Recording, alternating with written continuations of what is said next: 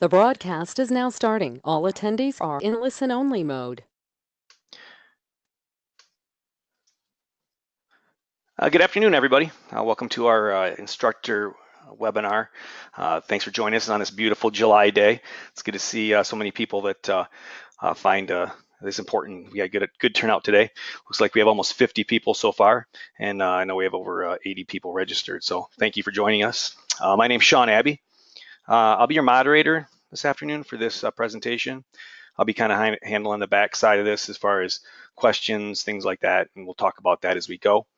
I will not be your main presenter, so you don't have to worry about listening to me the rest of the day. I'm a battalion chief with the Kentwood Fire Department, and I'm also vice president with the Michigan Professional Firefighters Union. And I'm glad you're here today. Thank you very much. Before we get to our presenter and get on the program, I want to talk about the webinar interface itself a little bit, so everybody feels pretty comfortable with the way that works. And on the side here, I'm going to close my webcam. And you can see on the side here on the screen, there's some things here for you to use.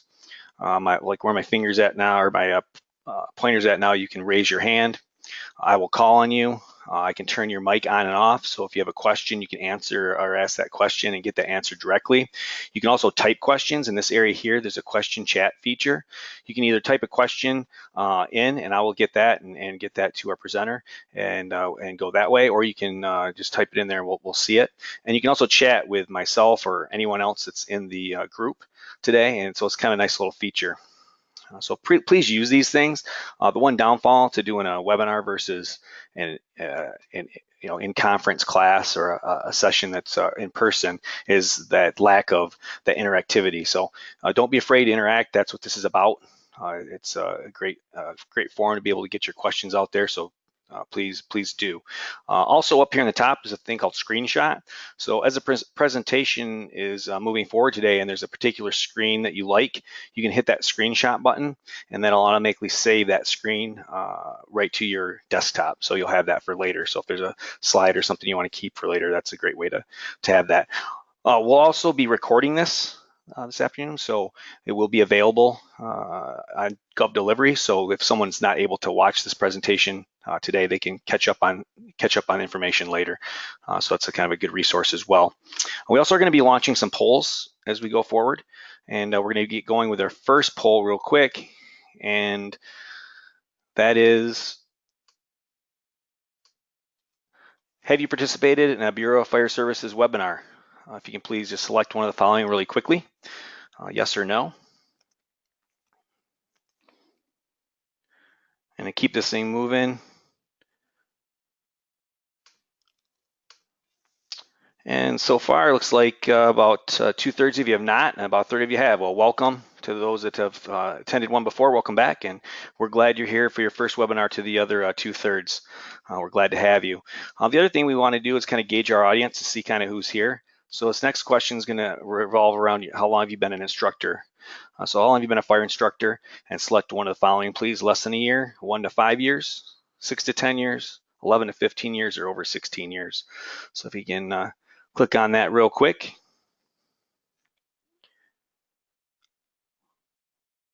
Excellent. All right, I'm going to close this thing up. Oh, nice. Looks like there's kind of a good mix there, with a majority being either over 16 years or right in that 1 to 5 years time period. So that's kind of a good spread across the time period there. So now let's just get on to this thing. It's my pleasure to introduce our presenter for this afternoon. As a state fire marshal, Kevin Sellmeyer leads the Bureau of Fire Services within the Michigan Department of Licensing and Regulatory Affairs, also known as LARA. He also serves as a member of the State Board of Mechanical Rules and is an ex officio member of the Firefighters Training Council and the State Fire Safety Board. Prior to his appointment, he served as the Deputy Fire Chief of the Grand Rapids Fire Department. After 30+ years with the department, he retired in January of 2016. Before joining the Grand Rapids Fire Department, Sellmeyer was a crash rescue firefighter for the Michigan Air National Guard. Sellmeyer holds a bachelor's degree in management and organizational development from Spring Arbor University. It's my pleasure to introduce our presenter, our State Fire Marshal, Kevin Sellmeyer.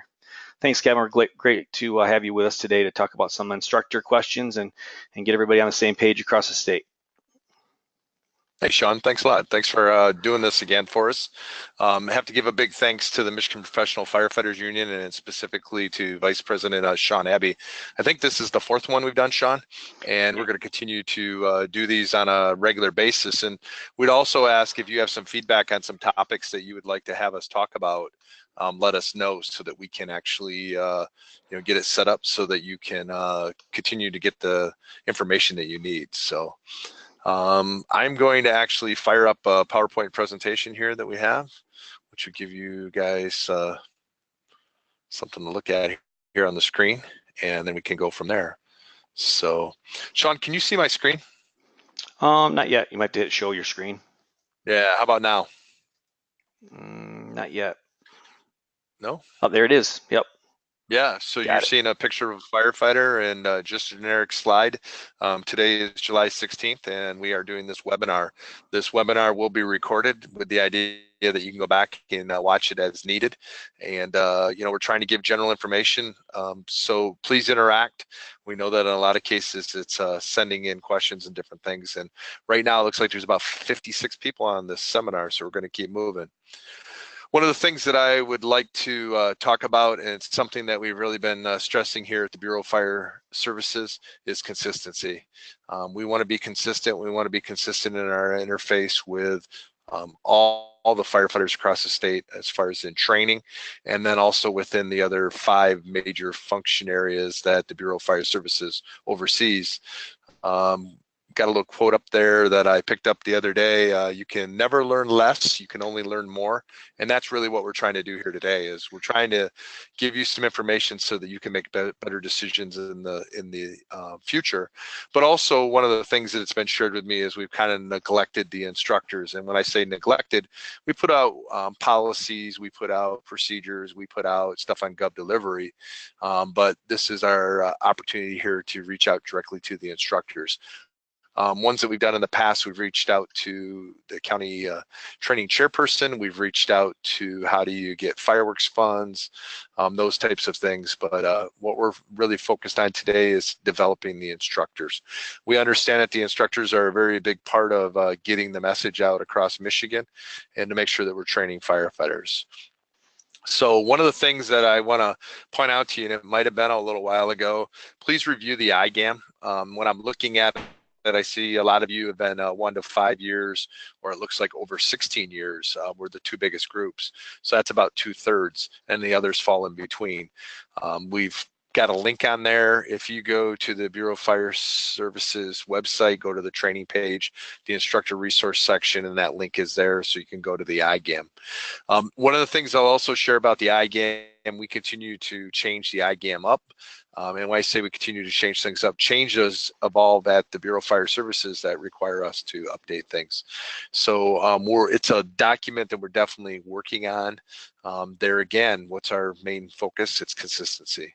So we just want to let you know that stuff that we're presenting here is in the IGAM. We'll also talk about some other stuff that as we move forward. So one of the things that I want to make sure that you understand some definitions that we'll be using today, and you notice I'm trying to use PowerPoint as a map.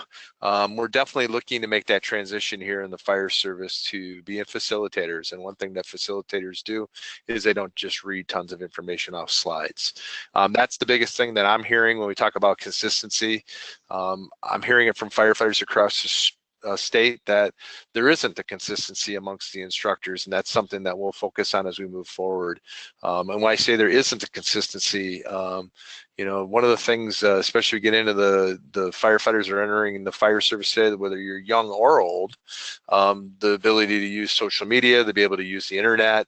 It used to be something that we told people back in, I know in 1996 when I became a fire instructor, was they were looking for us when they evaluated us, and one of the things they wanted us to do was if a student asked you a question, if you couldn't answer, you would tell them you would get back with them, and then you had to follow up, and that carried into the educational methodology class and even instructor 1. The reality today is you can be in front of a classroom and literally the student says, oh no, this is what it says. the part that we want to bring up on that though is that you know, there's a fair amount of fake news or inconsistencies that are out there on some information. So we still need to make sure that we have a validated source. And if you haven't heard it before, maybe you're hearing it for the first time, and we always joked about this. You know, just because it's on the internet doesn't make it true. So, you know, look into some of that so you have an idea of where you're at. So BFS, Bureau of Fire Services, CTC, the County Training Chair person or the committee, those are kind of used intermittently, but every county has a person in charge. An MOU, it's a memorandum of understanding. And then the region coordinators, Dan Hammerberg, who's doing a fantastic job in the north part of the state. And if you want to get from about US 10 down the southern part from coast to coast, Mr. TJ Richardson is doing a fantastic job for us. We've got 26 training coordinators throughout the state. The training coordinators are the ones that you see out at the testing sites. Those would be the folks that you'll be interacting, especially if there's an exam involved. So we want to make sure that you understand the terminology. So without a whole lot further ado, we're going to move on. Last year we ran into, it actually was, if you remember, 2 years ago, and I wasn't the fire marshal then, but you remember we all had to sign an MOU. We had to send it back. I inherited the tail end of the MOU signing in the sense that those were signed by the fire marshal and then also by Shelley Edgerton, who is the director of LARA, who ultimately oversees the Bureau of Fire Services. This past calendar year, FY18, which we're currently in, which runs from October 1st of 2017 to September 30th of 2018, was when you logged into Smoke after October 1st last year, a box popped up and it said, basically, do you agree to the MOU? And it said that you'll follow the IGAM, you'll follow the rules set forth by the Bureau of Fire Services. By clicking that box, you acknowledge the MOU. Each year, instructors have to acknowledge a new MOU. So one of the things that we're asking for instructors, maybe put something in your calendar right now that pops up on October 1st or thereafter, reminding you that you need to log into Smoke. The only way that you can complete an MOU is to sign into Smoke and go into that. When you sign in with your user number and password, the box will pop up. You clicking that box is acknowledging that you are entering into an agreement to be an instructor for the state of Michigan. So that's probably the biggest thing. A lot of folks said, I didn't even know if I did it last year. If you logged in between October 1st and about February of this year, you actually, in the process of logging in, completed the MOU. We're going to change something up a little bit for this year. On December 31st, that's a significant date if you're an instructor, especially a course manager or a county training chairperson, in the fact that all of the training for your county allocation has to be in Smoke by that date. We're also going to use that date of everybody needs to log into Smoke. So if you say, well, I didn't log into Smoke, what's going to happen? After December 31st, we will go in and we will actually remove you from the instructor database.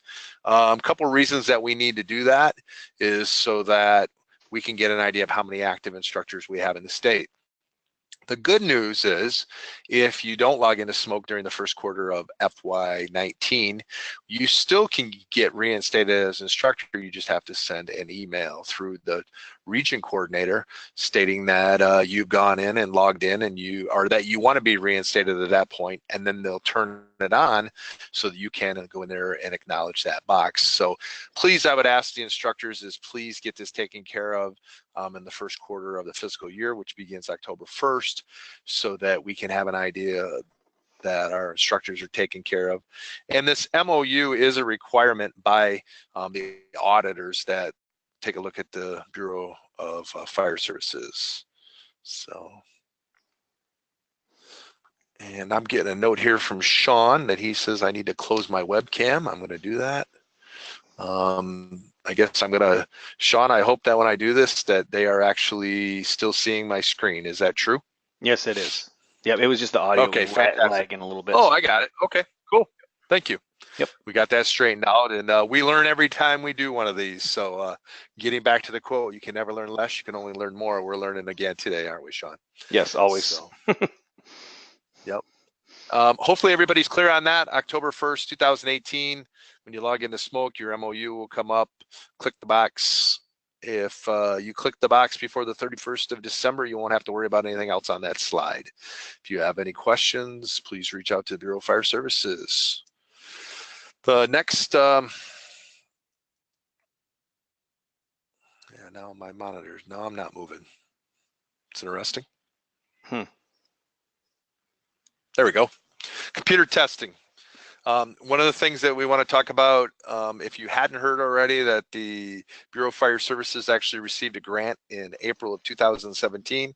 That grant was a AFG grant that allowed us to move towards a computer testing system here in Michigan, and also some enhancements in smoke and some fixes in smoke.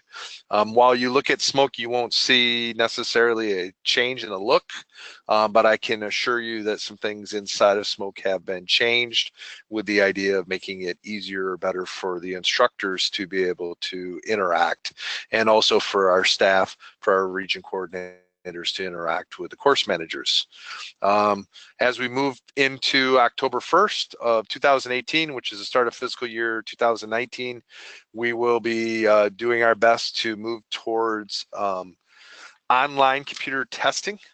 It will be done at the county level. It will be done in a computer lab, and that's one of the things. I was at the Chiefs conference last week, and then also with the inspectors last week, and some questions that were coming out of computer testing is, well, can we bring our own device? No, you can't bring your own device. Does the county need to go out and buy 30 computers? No, they don't. We ran a pilot Instructor 2 class, and we ran a pilot computer-based testing with the Muskegon class over in Western Michigan back in June. In the Muskegon case, they had developed a relationship with Mona Shores High School, and we actually gave that test in that computer lab. And that's what we're going to look to establish in all 83 counties, to actually get a relationship in each county so that we can use computer-based testing. Currently, we're using it for Firefighter 1, Firefighter 2, Firefighter 1 and 2, and Instructor 1 and 2. One of the things that I think that you're going to like about computer-based testing is that you're going to be able to take the test. By the time you get back out to your car where your phone will be, because no electronic devices will be allowed in the testing area, is that you will know what your score was on that test you just took. So one of the things that computer-based testing is going to allow us to do is it's going to make sure that we can get the results faster than we have been. While we're talking about results for testing, we actually have a metric here at the Bureau of Fire Services that within 4 business days after we receive the paperwork back for current testing, that those tests get ran through the Scantron, and we are meeting that goal 100% of the time. Now, some of you could say, well, wait a minute, why did it take a week and a half? If you take the test on, let's say, a Thursday or a Friday, you do the practical test on a Saturday, the earliest that that training coordinator can mail it is on Monday. By the time it works through the mail, we get it on, let's say, Wednesday or Thursday, and then it's 4 business days. So if it's Thursday, Friday, and then Monday, Tuesday of the following week, we could easily get into that next week.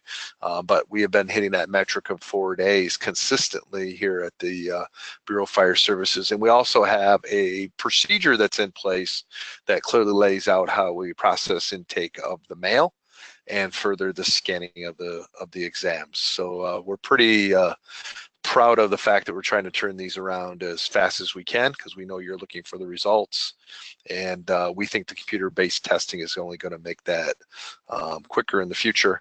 Just be aware that with the rewrite of Public Act 291, that there's going to be certification exams for classifications. So one of the things that we're going to look for as we move forward is how do we do that in the future, where a training coordinator will come out and give the test. Remember, a training coordinator is a contract coordinator that works for the state, and we have them geographically throughout the state.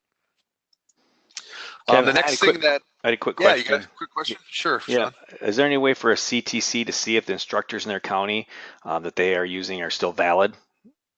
For example, they don't lose their credentials due to not having the MOU filled. I think that's kind of where they're going with that. Yeah.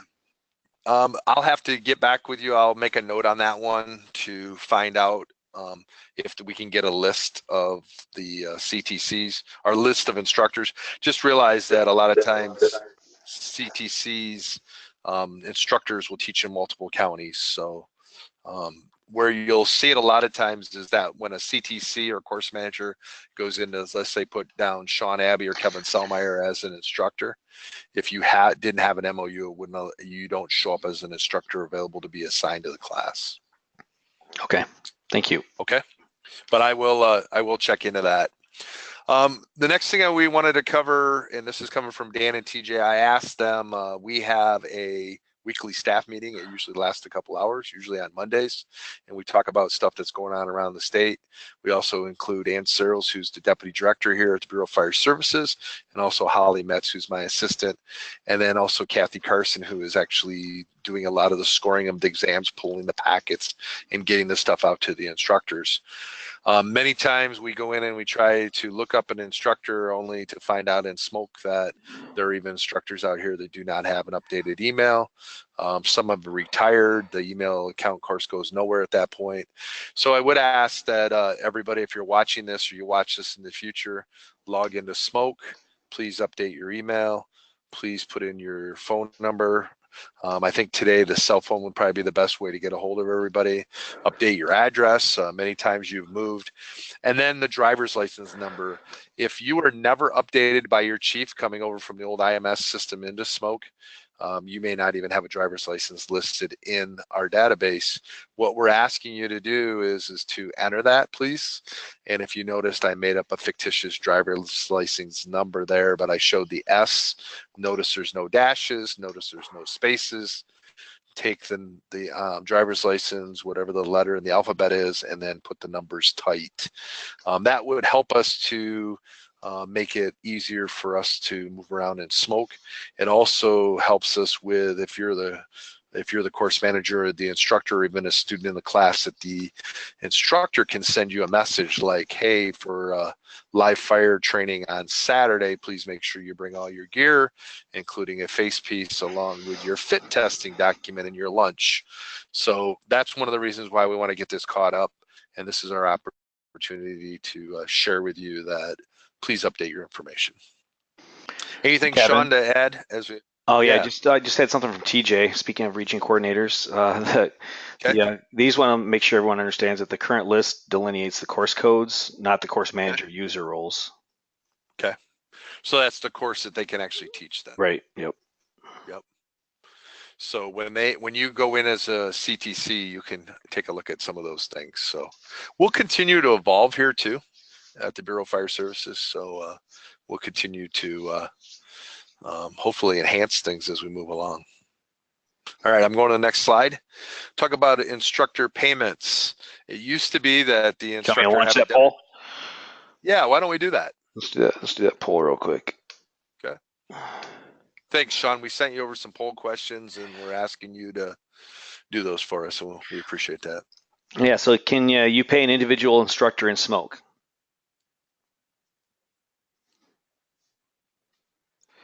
Everybody take a quick second to answer that. The quicker you answer, the faster we can close it. All right, we're up almost over 80%. Awesome, let's share those results. So according to the poll here, Kevin, it says that 29% believe that yes, you can get an individual instructor paid through Smoke, and 71% say no, you cannot. Okay.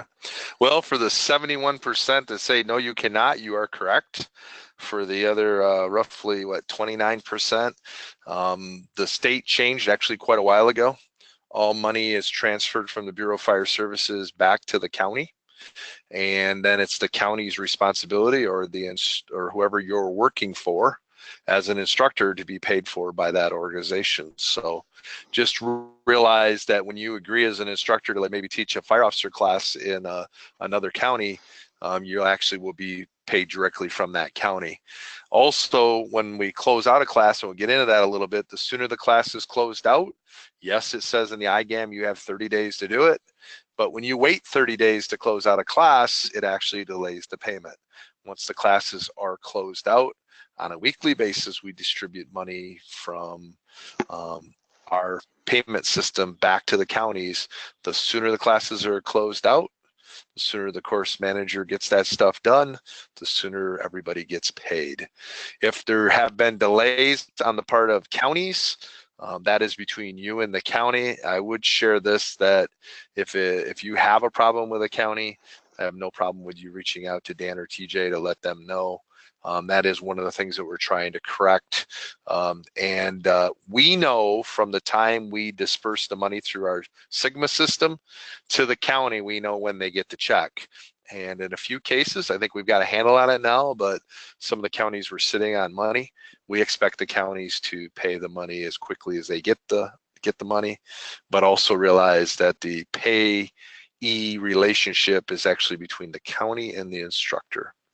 So, Sean, any questions coming in on that? Nope, doesn't look to be. Let me check it out. Right.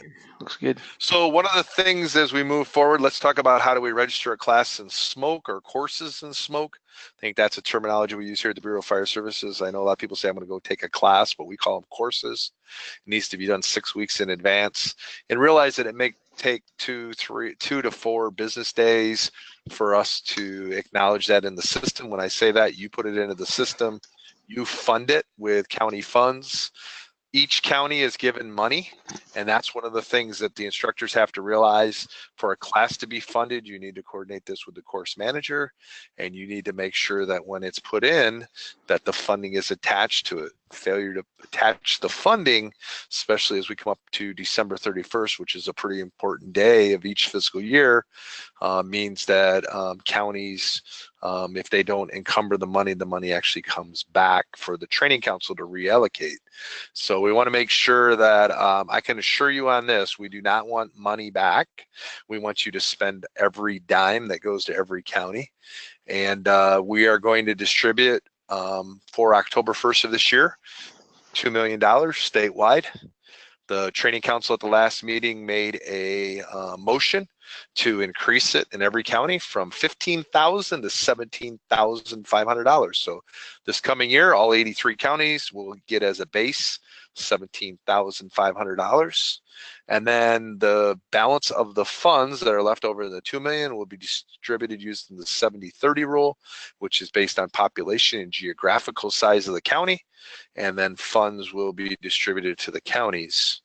The good news is that with the passing of Public Act 291, we were able to move forward with getting the funding that we needed so that we can increase the funding.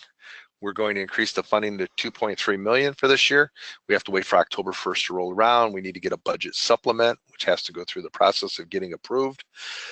So on October 1st, we will pursue that.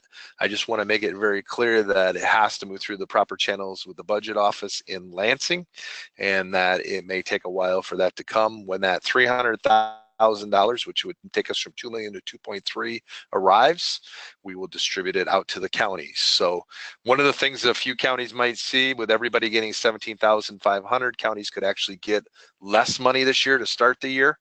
But then we're going to move forward when we redistribute that money, so the counties that have gotten more in the past will actually see an increase in their funding. So 17.5 for every county. Yes, sir. Is there any way to have, this is from William, is there any way to have the course number added when the funds are transferred? Course fund added where, Sean, I guess is what is there any way to have the course number added when the funds are transferred? I'm assuming they mean like the course in smoke. Well, when the course is put in there, when it actually the course manager puts in the course, it actually is assigned a number. And at the same time, you assign the funding. Okay. So the only way you get a course number is when it goes into the smoke system, it generates a course number. I think he's meaning when the funds are transferred from the state to the county. I think that's what they're talking about. Yeah, what's going to happen is you got to watch Gov Delivery, the official communications tool used by the Bureau of Fire Services. If you're not signed up, if you go to the Bureau of Fire Services website, the fastest way I've found is to type into your search engine browser, Fire Training MI for Michigan, hit click, it'll say LARA, L-A-R-A, Bureau of Fire Services. Click on that, go to the training page, and that's where you log in for Gov Delivery. When the funds are released to the county, we will make sure that a memo goes out letting everybody know that the funds have been released. So I think that answers that question, Sean. And, yeah, I think so. I think that does. I'll have them shoot another thing to me if it's not. Yeah.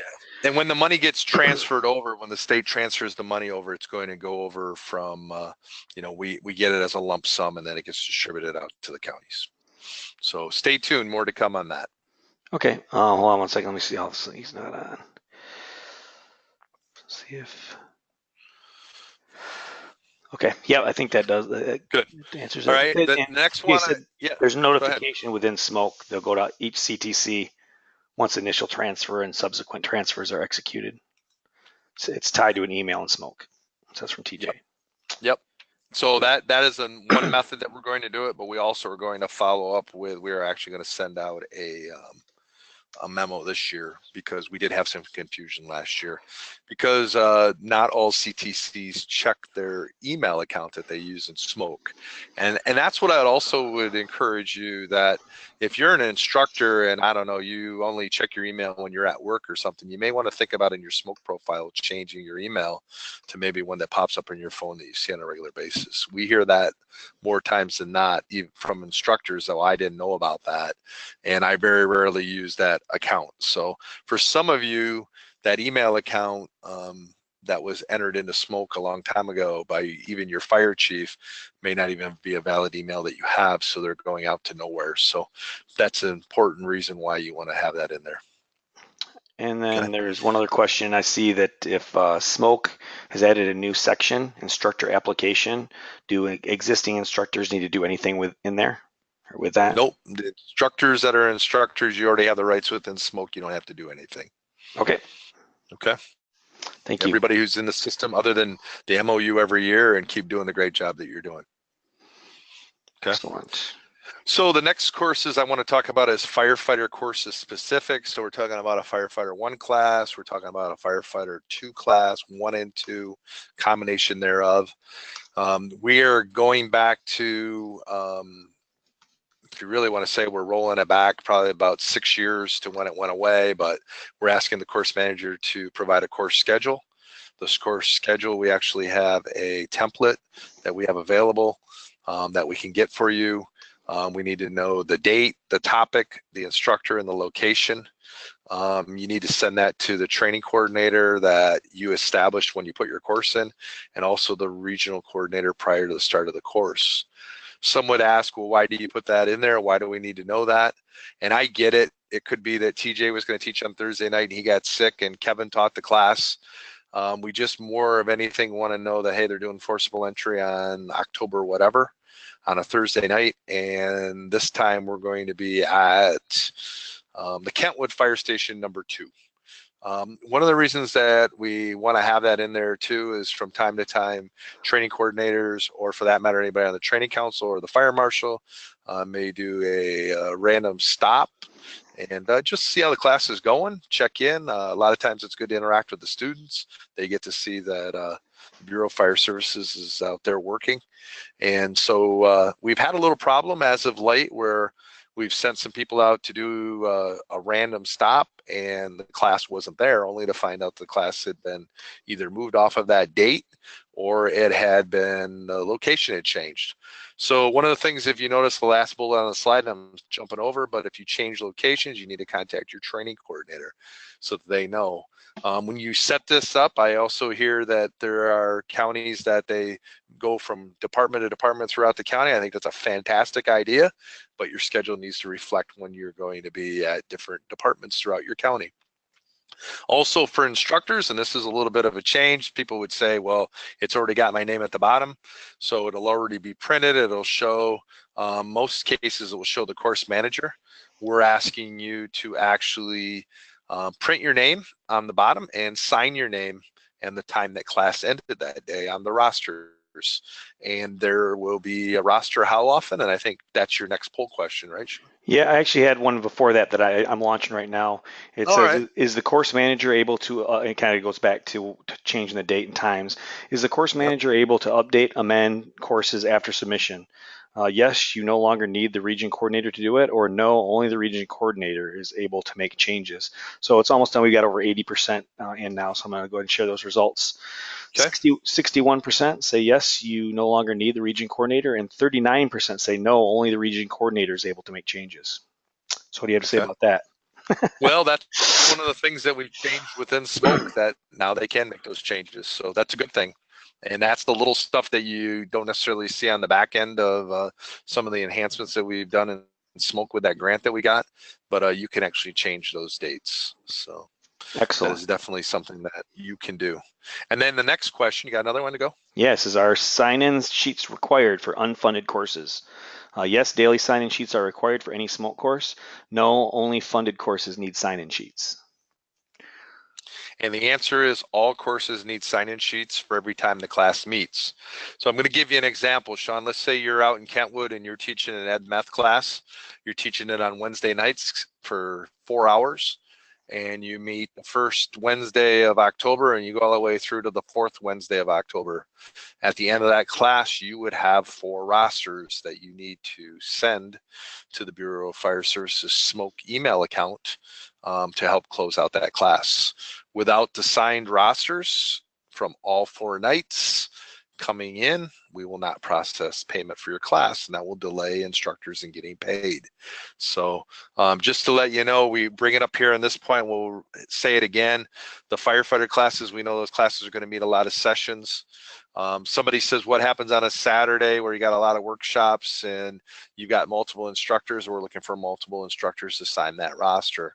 We're also looking for the students to sign in every day. We've found that students who come to class every time actually do better on the tests, and that's one of the things that we're trying to do, is to get firefighters out there who are ready to meet the needs of their community. Sean, you got any questions at this point? I get someone with a hand up.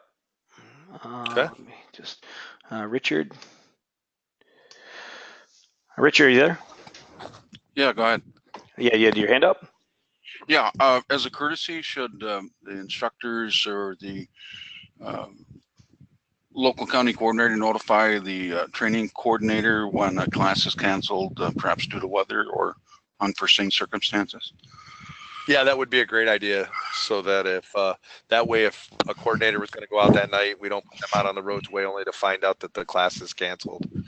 Just realize that you know, canceling a class due to weather, and I get it, the weather is bad in Michigan, but we still expect the content to be covered in all classes. So I hope that I'm not about ready to be closed out of here, but It looks like it. seeing that it's not looking good, is it? No. Okay, we got 9 minutes. You're under the gun. I guess so. Everyone, 98% of the people said that they need daily sign-in sheets. So I think everybody's got that pretty well. Good. Yeah, I think we're getting that part down. All right, we're moving to the next slide. Maybe. Yeah. I don't want me out either.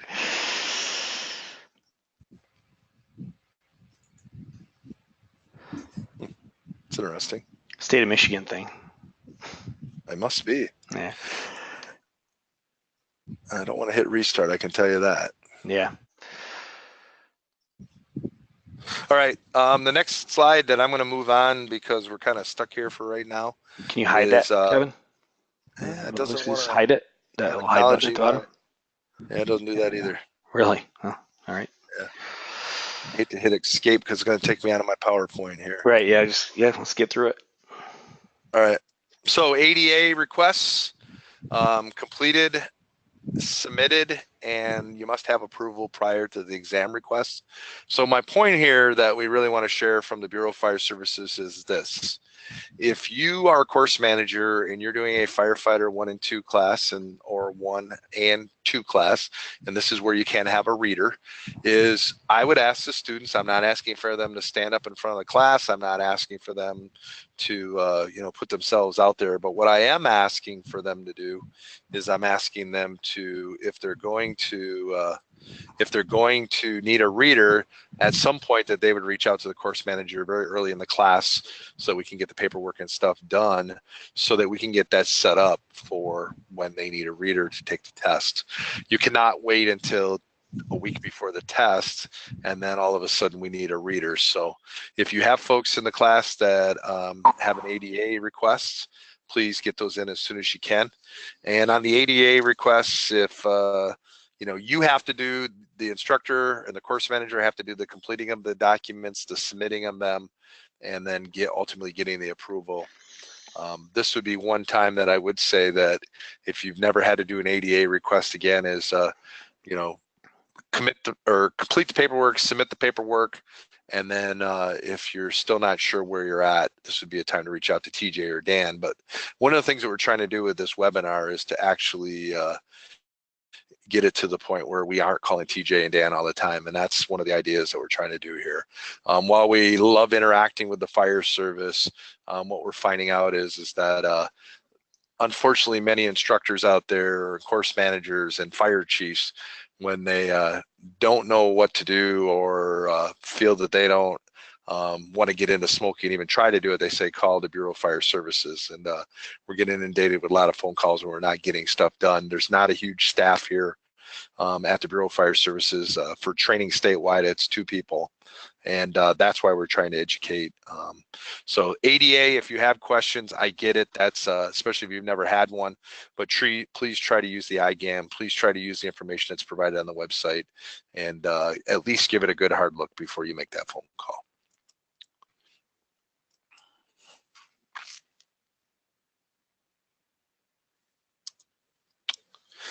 All right, the next slide when it pops up here, and the gremlins are working hard on my PC today, is course rosters. Every student must sign. We've already done every time the class meets, and that the instructor must sign and print their name, and that the rosters get sent to Bureau of Fire Services. The website for that is lara-bfs-smoke@michigan.gov, and we'll make sure, Sean, if that's something that maybe you can a graphic at the end or something where we can have it on there so people know where to send their rosters. Okay. That would be great. Okay. Yep. All right, the next slide after that is courses registered in smoke.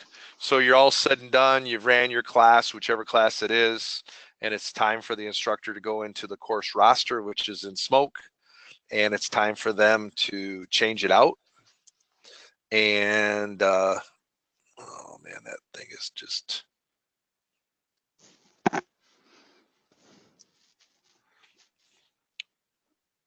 It's time to switch out to complete your roster online in smoke. And these are for classes that do not have an exam. If your class has an exam, please do not do that. Please do not go into that roster and mark passed or failed. We'll actually take care of that here at the Bureau of Fire Services.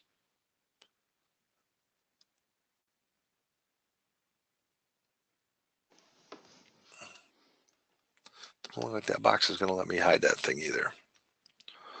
All right, the countdown is on. So one of the questions that keeps coming up is what happens when a student doesn't show up for the class? And many instructors will share their frustration of they have a Q class, especially 100 people sign up and 20 people no show on the day of. And then if you go in and unregister all 20 of those students, it takes about 3 keystrokes and it actually kicks you back out of the roster. Then you got to go back in.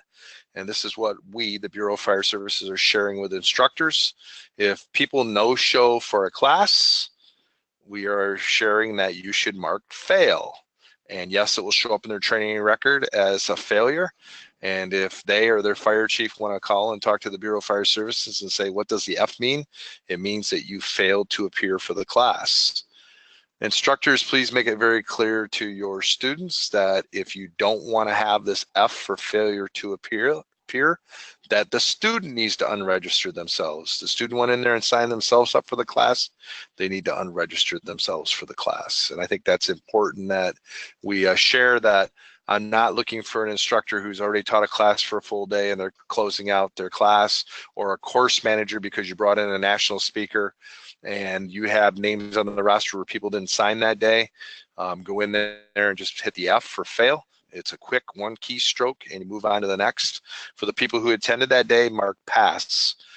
The only time that I would tell you not to do that would be for a class that has an exam, and if the person has withdrawn from the class. an unregister. Many times in a firefighter 1 and 2 class, the chief put them in there and the students don't know how to unregister themselves. But this is part of the thing that we have to teach people. They need to be able to move around and smoke, and it's not that hard to move around in there, and that they need to unregister. For a firefighter 1 and 2 class, or a firefighter class, a 1 or 2, and you have somebody that you drop in the middle of the class, they'll sign the rosters up to that point, and then you're going to unregister them from the class so that you have good numbers moving forward, and you actually have the right people that are on the roster when it comes time for the class that day. You know what? Now this thing's got me totally locked up. Oh, there we go. So there is the, I show that screen here. You're about to sign out, close, where it says register. It says that there's the unregister. That just doesn't work. It's too many keystrokes, and we need people to move on from there. When you're closing out your courses in smoke, you need to complete the BFS 250 in smoke. You need to go in there and you need to put in the instructor, you need to put in the hours, and you need to put in who the fiduciary. Remember, fiduciaries are only the counties, it's not the individual instructor. And then the rosters, there's that email address to send the rosters to. Some folks have shared with me they don't have the ability to scan. Most of you have a phone that has the ability to take a picture. Take a picture of each roster if you want to attach the photos and send them to that email account. I would ask this: when you send rosters to that email account, in the subject line, please use the course number, so that TJ and Dan, when they're closing out and processing these classes, that we can, the faster that we get all this stuff in, the faster that we can account for it all. That trips to pay the county so that the instructors can get paid. One of the last things that I have here, and I would ask on that slide, is please do not tell the students to call the Bureau of Fire Services. That is not a good thing. We want to make sure that when we do that, the results will come out. When they do, they go to the course manager, and then they'll reach out to the students. With the online testing in the future, the student's going to get it directly, and that we think will be a good thing. I had a quick hand up, Kevin, real quick. Yeah, I think we're going to actually go into shutdown mode here, okay. And when it does, the state of Michigan has decided they're going to update my computer today. So. Hey, Richard, you got a quick question? It's got to be real fast. Sure, there seems to be a problem with smoke in the last 3 weeks accepting rosters. They were submitted twice and it didn't show up, so I sent them to TJ directly. Okay. Will that be corrected? When you say the roster, you mean the 250? No, I'm talking about the student roster. That has to be submitted. Smoke wouldn't accept it or didn't get it.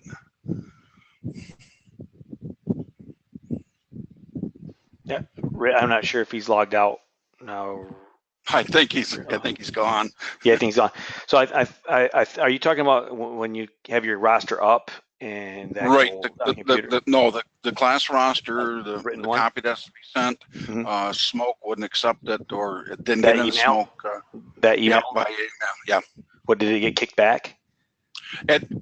No, it just never got there for some reason. Smoke, there's a problem with smoke. I sent it to TJ and he finally got it, worked in progress, but smoke might not be accepting scanned rosters. Okay. Well, he knows about that, and we'll make sure that they get on top of that and figure out. Oh, hold on one second. I got the fire marshal here. Hold on a second. So Richard, you good with that? I'm going to close you out here, and then I've got the fire marshal on.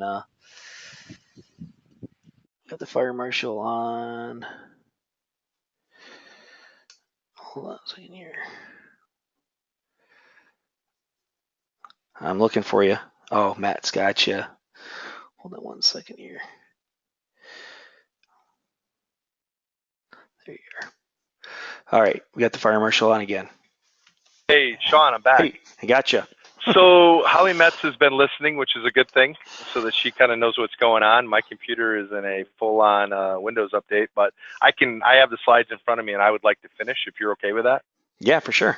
Yeah, let's get this thing done. So getting back to what Richard was bringing up, the rosters never get directly into smoke. When you go in and you complete the 250 or you close out the roster, that's internally within the smoke program. The actual rosters the students are signing are actually sent to an email account. where those are collected. So I'm not so sure. I could hear you on this headset talking, the two of you talking, but I'm not sure when he says in smoke that they wouldn't go in. So I mean, I'm not sure if it was the email just not going in, but he said he worked it out with TJ, and so as long as we've got that there. We also had a question for, I think they're meaning once we go to electronic, but I'm not sure. How long for exam results, CBT, starting in October? Well, once we go to the electronic, they're taking the tests online or the exams online. Literally, by the time you walk out to your car and pick up your cell phone, you will have your results. So that's pretty fast. Yep, that's awesome. All right. And you know, one of the things that comes up, and a lot of people, you know, forget about sometimes. And when I say forget about, you know, they're looking for the results and they want them very quickly, but it does take time to process that. And the question has come up: what happens if a county doesn't have an online or a computer lab that they can use? We'll still continue to deliver the tests in paper. The other question happens: what happens if I don't know, at my house last night, the power went out for a while. What if the computer lab, the power went out? We will always have pen and paper available. So we're never going to ask somebody, hey, you got to come back next Saturday because we couldn't get the computers to work this Saturday. So please know that we'll still have pen and paper. However, we believe that the students want to know immediately and they want their results. And so that's why we're moving to the online testing. And then also, once we get to all of the computer-based, or I should say the classifications that are laid on Public Act 291 that the council will begin working on as early as tomorrow afternoon during a work session of getting the rules put together, is that we'll get some stuff out there that will be able to show people, you know, what other certification tests will be coming in the future. Okay, I'm trying to get there, Sean. Anybody got their hand up or anything? Yep, I'm trying to get where you're at, what slide you're on, because I'm trying to just. I'm on the slide with closing courses with an exam. I'm literally 3 slides from being done. Yeah, so let me just put this up here. Can you make that pop up? I'm gonna try. Thanks, Sean. I appreciate it. Yeah, sometimes it kills my. I think what happened with my computer, I usually have it docked, and I took it off today, and I think the thing decided it was going to update for me. So we learned a lesson here. So. No, it's got me. When I launched it, it took me out of my. Did it? Let me go. Well, hopefully we shared some good information up to this point. Why don't I keep talking and we'll finish out the last few slides we have, and yeah, I'll try we'll bring this thing home. So they're still hearing my audio? Yep, for sure. Okay. I got a couple quick questions before you keep going. Yeah. Does that include notifications to the instructors, i.e. pass-fail rates? Yeah, what happens is actually goes to the course manager. So one of the things I would suggest for the instructors is if you find yourself in a situation, you're doing a class for the county. So when I was doing a lot of teaching, one of the things that I would share with the course manager is I'll go ahead and go and put myself in there as the course manager and the instructor. That allowed me to manipulate the rosters. It also allowed me to go in and do the 250 and close out the class. So, you know, we've got some course managers. Sometimes it's given to the course manager, and maybe that person isn't the most fluent in smoke. A lot of the instructors can do it faster. They can actually go in there and close it out. But if there is a course manager registered somebody other than them, then the course manager has to go in there and take care of that. Okay. That covers that, Brad. And then Jesse wants to know, how can we pull funding within 3 counties via RTC? Is there an easier way than all CTCs having to fund everything individually? How can we pool? I'm sorry, now, how can we pool funding? If the counties want to pool, they can do that. That's something that they need to get together at the beginning of the year and take their funds, and then you know, as they schedule the funds out.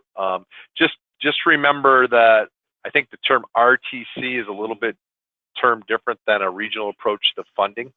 The RTCs are approved. They're typically higher learning institutions, and they've been approved by the council to be an RTC.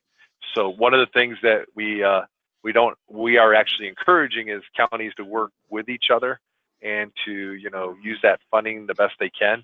But they're still going to have to, each county is given a set amount of money, probably how they register those, probably geographically where they're held might not be a bad way, but they can get a hold of Dan or TJ, and actually funds can be moved from county to county.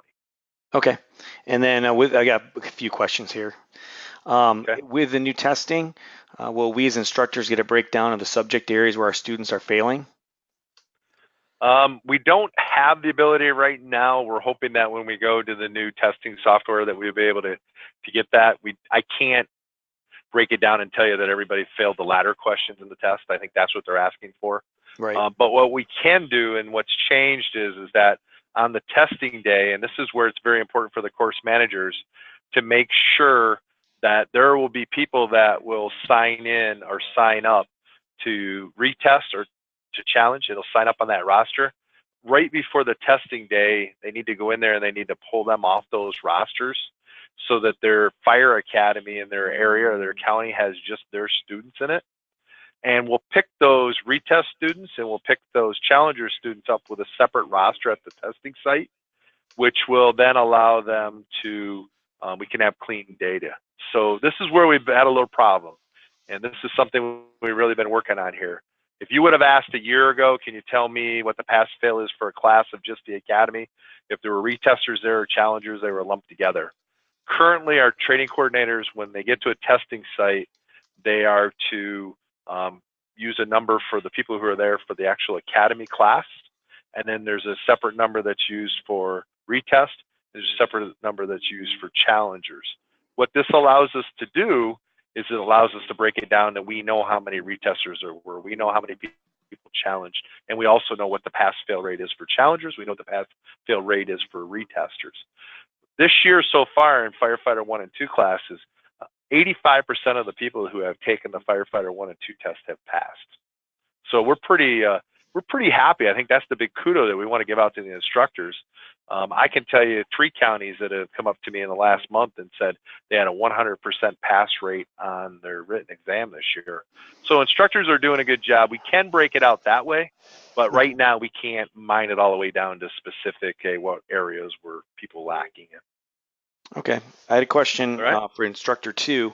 For the Instructor 2 status, is the only way to get your Instructor 2 now is to take that particular Instructor 2 class, or can you still get it the old way where you have years of instruction and courses and they can, basically the council can omni-domini that you're Instructor 2? Yeah, the only way that you can become an Instructor 2 now is to take the class. Okay. So, and that is a 40-hour class with a test at the end where you have to score 80%. And you also have to have a positive evaluation when the training coordinator comes in. And if you have to pass in all of the areas during the practical evaluation for Instructor 2. So, you know, one of the things we want people to think about when they go to Instructor 2, we're looking for folks to be very squared away as an instructor. And one of the things also that allows you to do as an Instructor 2, it allows you to develop classes. But more importantly, with the Train the Trainer that will be rolling out at the Instructors Conference in October, you actually could get out there and teach Instructor 2 in the future if you've attained your Instructor 2 by taking the class and you've attended the Train the Trainer. So like myself, I have an Instructor 2 that goes back a ways. I will not be able to teach that course until I take that course and attend the Train the Trainers. So I think that answers the question. Yep, it does. Yeah, it's a great course too. I took it, I think last year. Yeah, I know, Sean, you took it here a little while ago, right? Yeah. So you yourself, you've taken it, you've passed. You can take a Train the Trainer in the fall if you choose, and get out there and start training Instructor 1. So our Instructor 1 Train the Trainer type stuff. Yep. Cool. And then another question: can firework funds be used to run an EMR or EMT training? Yes, you can. Okay. If you look at on the website, if you go to the Q course catalog, all the classes that have been approved are in there, and it's ran as a Q course. Just realize that if you have anybody who's outside of the fire service in the class, they cannot be trained with fireworks funds. So if you, let's say, run an EMT class and, I don't know, 3 people from the local ambulance company who are not part of a fire department are in the class, they'll have to pay to be in it. So you can't use fireworks funds to train non-firefighters. And there was a memo out that was put out by the Bureau of Fire Services recently that outlines how you would go about determining them paying their fair share. And this was put out in reference to a motion that was made by council that fireworks funds can only be used to train firefighters who are members of organized fire departments in the state of Michigan. Awesome. Okay. And then Okay, I got a. Sorry. Yep. No, you got another one. What's the max funding for that? Do you know? That's easy answer is to say go check it in the catalog, but I'm sure you don't know that off the top of your head. There is. It's in the. It is in the course catalog, and there's a max set on it. Yeah, I've checked that, Jesse. Just we don't have that. You know, one of the things that we're trying to do is that send TJ or Dan where you're at an email. There again, you notice I didn't say call them. Send them an email. They can hit reply and they can give you a number coming back. But one of the things that, you know, we have to look at is that, you know, it is your county money. You do have the ability to spend it on the needs of your county, but also the sky is not the limit. Okay, I got a quick question here, but I want to clarify before I ask you. So I'm not sure. I think I've got a person on here that maybe is an instructor 2 currently, but they haven't attended the class. Maybe they got it where they were granted it because of their previous, or they took something at the NFA or something, and they're scheduled to take the train the trainer in October for the instructor 2. The question is, does he have to attend that full instructor 2 class now? If he wants to take the class so that he can teach the instructor 1 class, if that's an end goal, then yes, he has to take that course. One of the things that we're going to have in Michigan is reciprocity with the rewrite of Public Act 291 and the changes.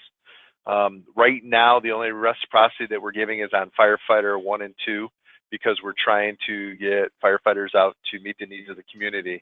Once the rules are done, and if that fire instructor 2 meets the NFPA requirements from that state, they also have to attest that they are in good standing in that state, and they're going to need something from that state or other organization saying that their certificate hasn't been revoked, it's still good. They'll complete that form.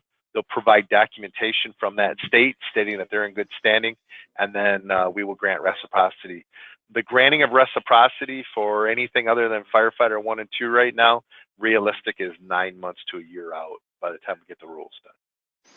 Okay, and just to reiterate, so if that person wants to teach fire instructor 1, they have to take the fire instructor 2 class, so that they can and then attend to train the trainer. So that was a motion that goes back quite a ways, where it's not, hey, I was an instructor, as I shared in my example, I'm an instructor 2 on paper because of the process I went through, but I will not, you know, and I've got to take that instructor 2 class in order to teach that instructor 2 class. I think that's probably the biggest one out there, is there are folks that want to teach an instructor 2. You can do that if you take the class, pass the class, both practical and written, and then take to train the trainer. Okay. I hope that explains it. We've got like a boatload of questions here. How many do you want to take? Yeah, well, I'd say keep it rolling, so that we can make sure we get questions answered for the instructors, being the fact that we are archiving this. And Sean, we are actually, Holly is trying to get my computer back on, and maybe I'll be joining the party here in a little bit. Okay, perfect. So the question, I think I understand the whole thing. I just want to make sure, because I was reading these as we're going, trying to. Hey, Sean, can I do this? Can I finish what I've got? Yep, sure. I want to make sure that we get that content out, and this was based off of stuff from TJ and Dan. So when I'm closing out a course exam, do not use the pass-fail function on the roster in Smoke if it's an exam course. So, you know, fire officer classes, general delivery classes, Q courses, course manager goes in, it's pass-fail. We shared earlier, hey, you failed to attend. If it's a testing class, which would be your instructor 1 and 2, the firefighter 1, firefighter 2, or firefighter 1 and 2 with the hazmat component, do not go into Smoke and close out that roster. When we scan the test, we will take care of it here in Lansing, okay? Another thing that we need to make sure if you're sending in Scantron sheets, the driver's training classes is a good example of that, or even the firefighter 1 and 2 classes coming back, fire instructor 2.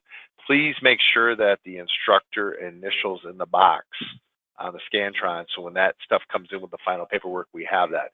Paperwork will still come in from the field, because if you think about this, even with online testing, people are going to be taking the practical test, and part of the practical test is them checking the box stating that you had passed it, and then that gets scanned in. So that hasn't changed. Incomplete Scantron sheets. I made a decision, and the timeliness of this webinar, we cannot continue to fix Scantron sheets, especially for driver's training classes. So give you an example, we got a Scantron sheet in the other day in ink. It does not work in the scanner. I'm not asking our staff to go through and make up another scan sheet. When that happens, we are going to put it right back in an envelope and we will send it back to the course manager. And I know that might make some of you unhappy, but you're a fire instructor. One of the things that we expect fire instructors to be able to do is to fill out scan sheets. We expect fire instructors to be able to look at a scan sheet and tell whether it's complete. If you populate a field, let's say on a date or anything else in there, even a version number on a test, do the numbers match? If the scan sheet is kicked out of the scanner, I've instructed our staff to send it back to you. So one of the things that we're looking for is we really want to make sure that people can understand that we are taking care of things. Hey, Sean, can you see my screen again? I actually am sharing mine right now. I was able to pull All right, up your I'm back. Tell me, I'll kick it over to you. How's that go? So are we there? Yeah, you're going to kick me the box? Yep, I'm going to kick you back to the presenter. So there you go. So it's back to you now. So now you just got to. And we're back to show my screen right now.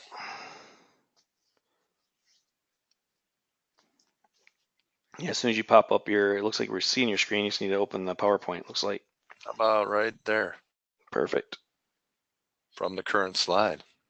We're back.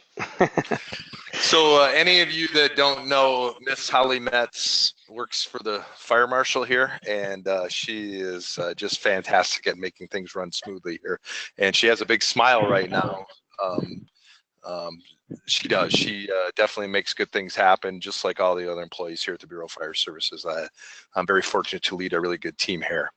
So closing out exams, we're looking at incomplete Scantrons. We're going to send those back. So please take a look at those. Also on these driver training courses, you got 30 days to send this stuff in. If it's beyond that, TJ and Dan have been instructed basically after 30 days, any classes, they're going to reach out probably most likely in an email and ask you where you're at. The question was asked earlier, can you close out a class that gets canceled? Absolutely you can. You can do that now, and Smoke, the course manager, can. And we've got to make sure that these courses get closed out in a timely manner. So we want everybody to get their stuff, and we want everybody to get their credentials, but we need to make sure that we're also keeping up with the paperwork here. So any questions on that? I'm not on that particular one. I do have a couple. You want to keep going with this stuff? I've got some more questions. Yeah, let me. I'm 2 slides away, and I'll get to a question slide. I got one more to go. Okay. All right, here we go. Curriculum. So curriculum is adopted by the Michigan Firefighter Training Council. It's adopted at the every other month meetings. Then once the curriculum is adopted, I'll give you an example of that. In ISTA right now for Firefighter 1, 2, and 1 and 2, you can either use IFSTA 6th edition or you can use Jones and Bartlett 3rd edition. Those are the 2 curriculums that are approved. Every student must have a book, and they must have, or the manual. And the reason I bring up the manual, the fire officer classes, we expect the students to have a manual. The instructors should know this by being a member of the Instructors Association. One of the perks is, and it's actually available to everybody, but I think that's a plug out there on why you should be a member of the Instructor Association is they maintain a one-on-one site where you can download the curriculum for all these other classes. On there are the PDFs for the manuals. You know, you sending a PDF out, I've had it where everybody in the class had a computer and an iPad, and rather than printing them, they actually had the manuals. We could use them, they had them, they could read them, they had them there in front of them. Everybody has to have a manual. I've heard stories in the last year of counties telling me that fire officer classes are not requiring students to buy the book. The students have to have the book. The students have to have a book at the end of the day that they can actually take back and they can actually look at that book. And moving forward, one of the certification exams that will be moving forward in being tested is Fire Officer 1, Fire Officer 2, Fire Officer 3, and eventually work into Fire Officer 4. Once the curriculums are adopted, there is a book that goes with that. So for anybody who's running a company officer class right now, every student should have a book. Every student should have the ability to be in that book. And also, you as the instructor are expected to use that curriculum. You're expected to use that book as a source of information. You're also supposed to make sure that all the activities in the book are facilitated so that the information gets out. And this has popped up a few times, and had to get a little tough with a few counties that said, well, no, we're going to do it our way, and that's the way we've been doing it. If there's a curriculum, the instructors must use the curriculum. The tests are based off the curriculum, and they must have the current book. We get this a lot. Somebody who, believe it or not, isn't doing well in a retest situation or even in a challenger situation, and we asked them, what book are you looking at? In many cases, people said, well, here, use the 5th edition. It's not that old. The books change enough from version to version that you need to make sure that you have the most current edition. It helps the student in passing the test. The test is based off of the current curriculum.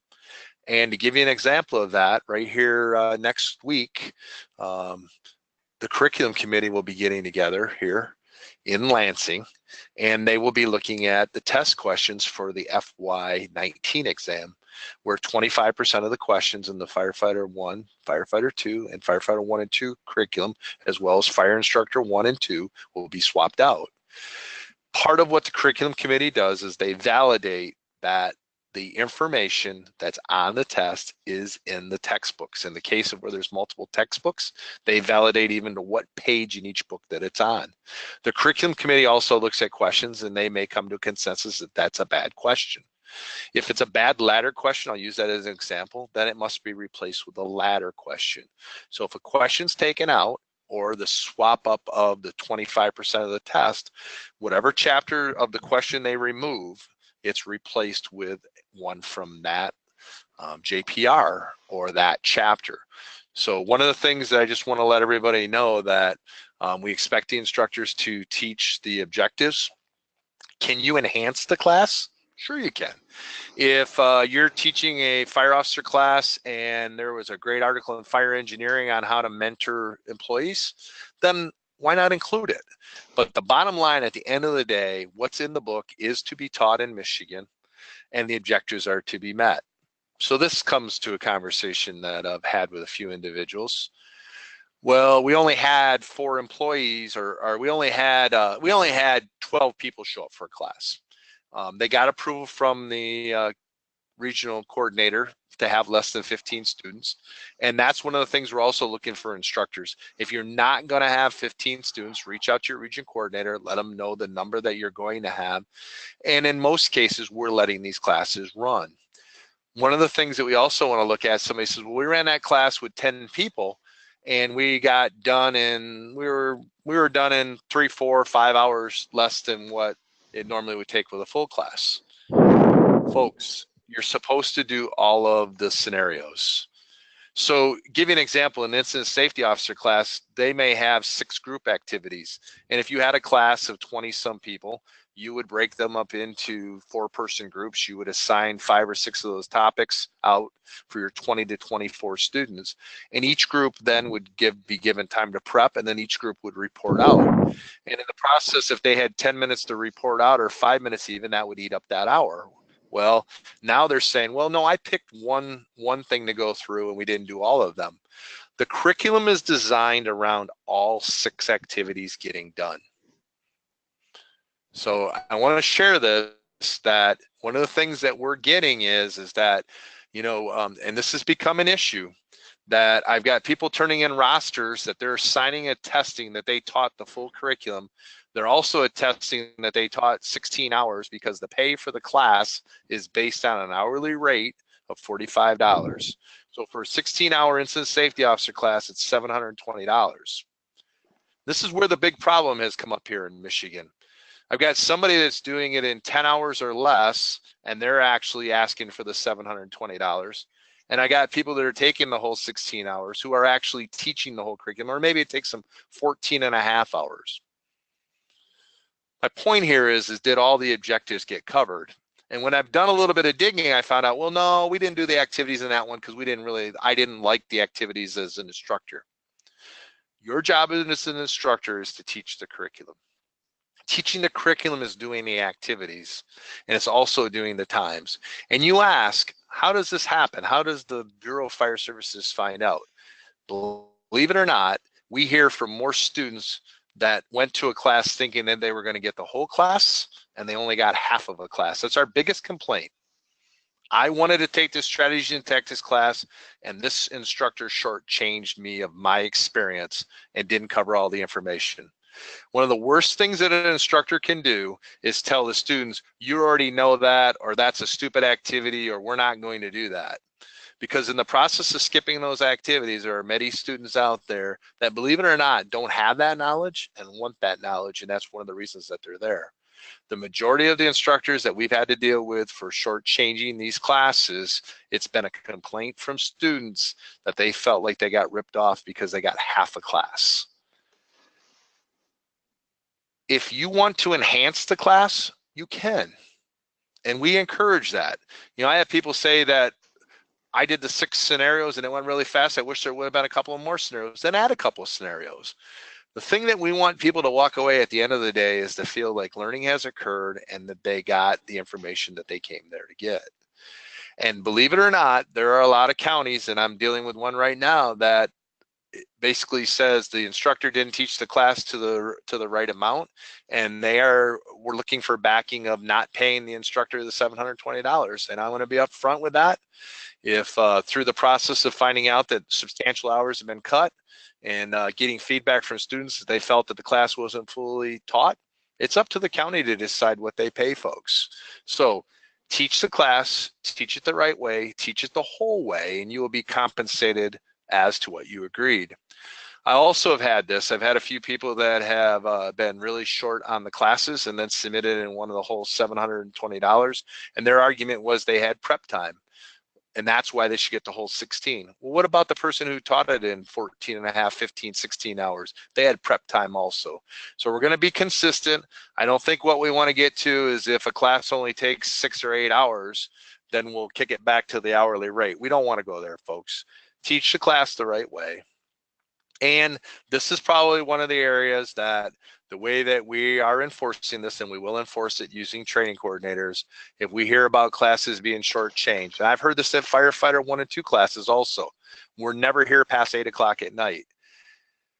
There isn't a chapter in that book that can be taught in 2 hours.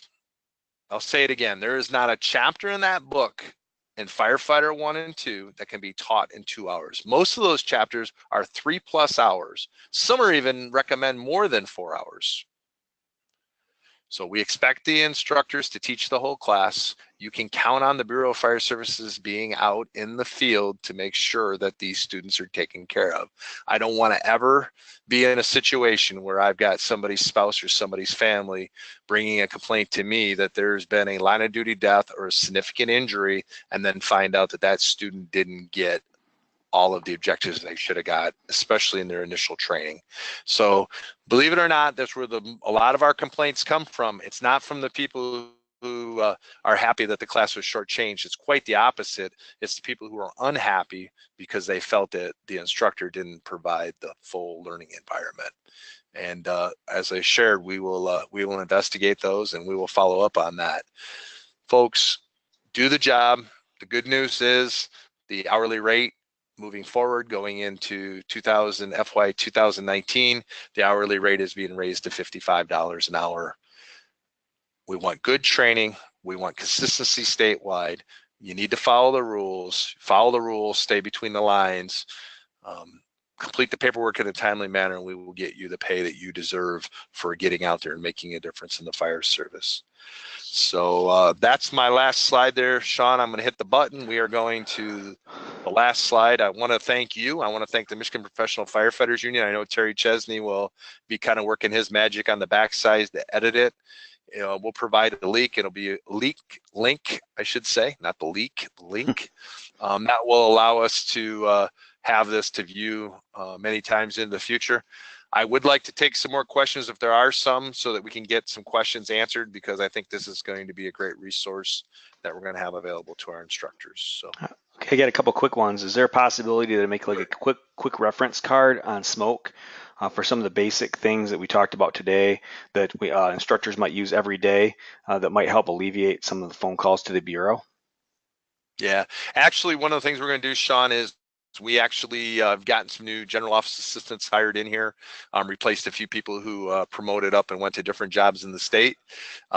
We actually have access through Lara Communications to a high definition camera, and we're actually going to start looking at putting some videos together, which will actually kind of like what you see on YouTube, right? Or how do I fix my car? And you go in and look at the steps or the computer strokes. How do I embed a video in a PowerPoint, stuff like that.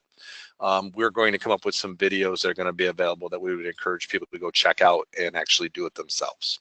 Oh, excellent. Okay. The next two are kind of tied together, but not really. They both have to do with Fire Instructor 2.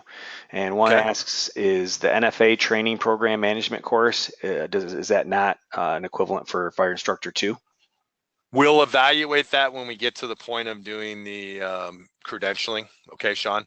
Okay. So one of the things that NFPA, I should say, one of the things that Public Act 291 says is it must minimally meet the NFPA standards for Instructor 2 in that case. And so one of the things that we're going to look for is, does it meet that? Just because somebody has a certificate from a state, we're finding this out also, it doesn't mean that necessarily that it was NFPA compliant. It could have been, we look at IFSAC and Pro Board, those ones are pretty easy because that's what you have to have in order to get there.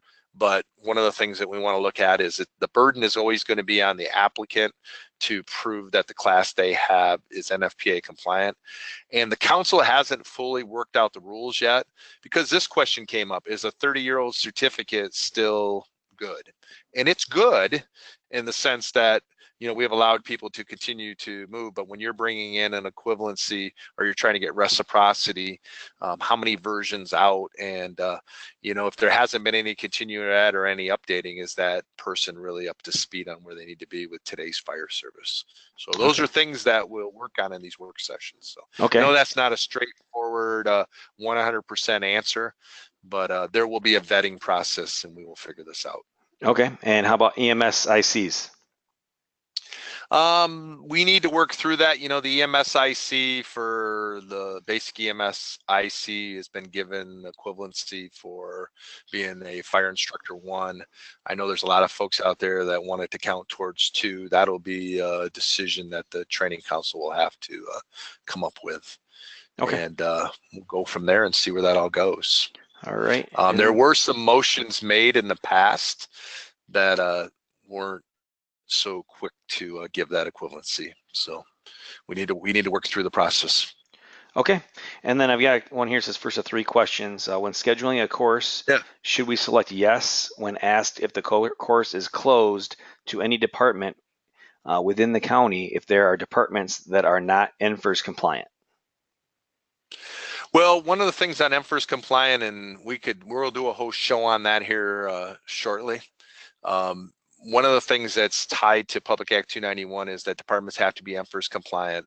The Training Council, in trying to a recent grant process, looked at 2017 as whether or not people were NFIRS compliant. It was used to see who's been doing stuff and who hasn't been doing stuff. It was supposed to be a motivator, but it's kind of turned into a lot of people aren't real happy because they included departments that weren't NFIRS compliant, and therefore they didn't get the grant. As we move forward, as we get into FY19, the money that will come out in October, there will not be an NFIRS requirement but I can assure you that by 2020 there will be an FIRST compliance. Once we have the rules in place, it's very clear in Public Act 291 that you have to be doing your MFIRST reports.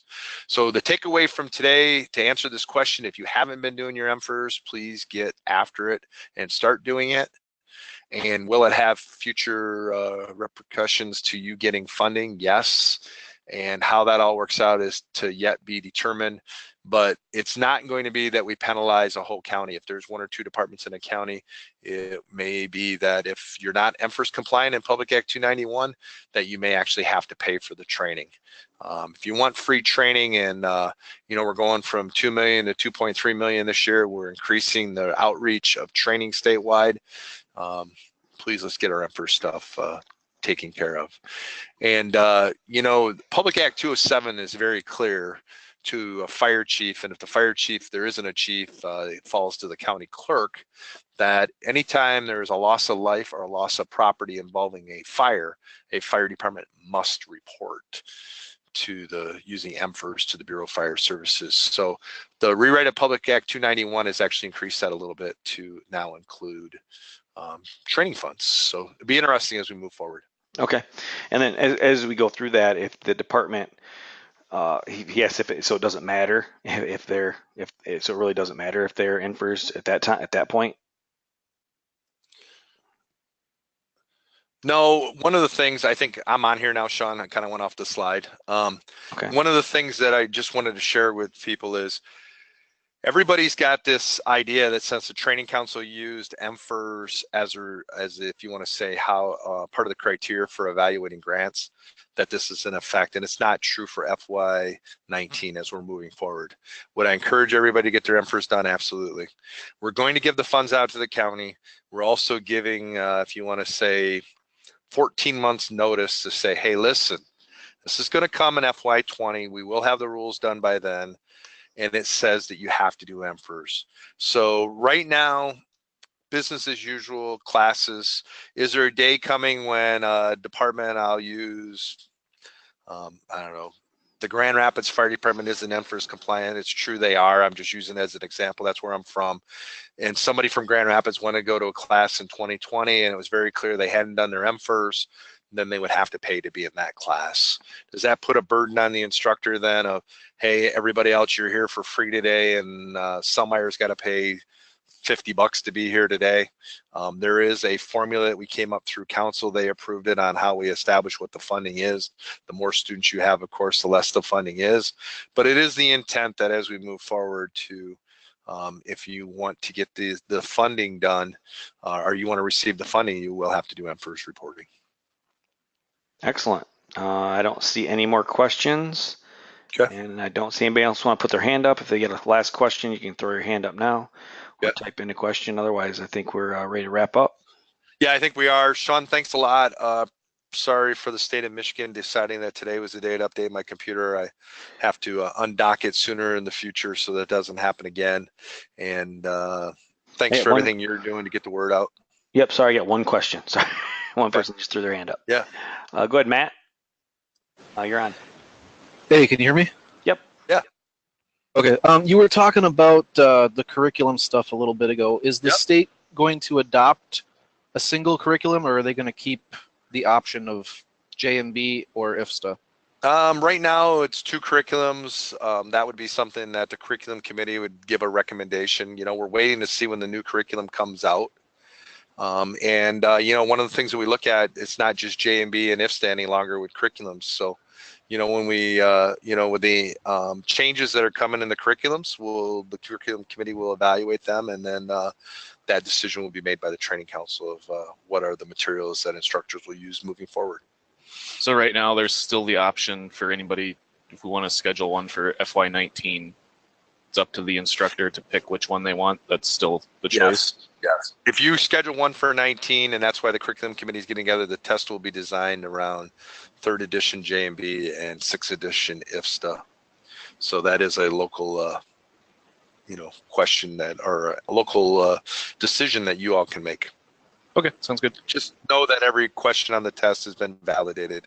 That curriculum committee does not get enough credit It's a bunch of people who volunteer a whole day out of their life, and they come to Lansing at least for 1, if not 2 days to vet all these questions out. So nothing big changing on curriculum right now. And, you know, we got the next year ahead of us with rules, and we'll get some things figured out here, and we'll move forward from there. Thanks, Matt. Right, thank you. All right. Yeah, that looks like it wraps it up. So thank you, Fire Marshal Selmeyer, for your time putting this together today. I think, Hey, thanks. And everybody Thanks out for there. everybody who interacted. And yeah, hopefully we've got a good video that's out there. And, you know, the disclaimer, I think, with anything that's been shared is, you know, make sure you aligns with the IGAM, and hopefully you have an idea of where the Bureau of Fire Services is coming from. We want to have the best training in the country. And boy, we couldn't do it without the instructors, but unfortunately, there's some instructors out there who aren't following the rules, and we'll deal with that. But kudos to the group that's out there that is doing their very best, and you are making a difference. And you know, I think a big round of applause for if over 80% of the people are passing fighter 1 and 2 this year. The instructors, you're doing a great job. Keep it up. And I look forward to working with y'all in the future. And it is over and out. And thank you, Sean Abbey. Yeah, you're welcome. Take care. And everybody, please take a second to fill the survey out when we're done. One of the things on there does have a place where you can put in other classes you'd like to see in the future, and that'll help the fire marshal determine what needs and other webinars we can put together for you down the road. So thank you. Have a great day.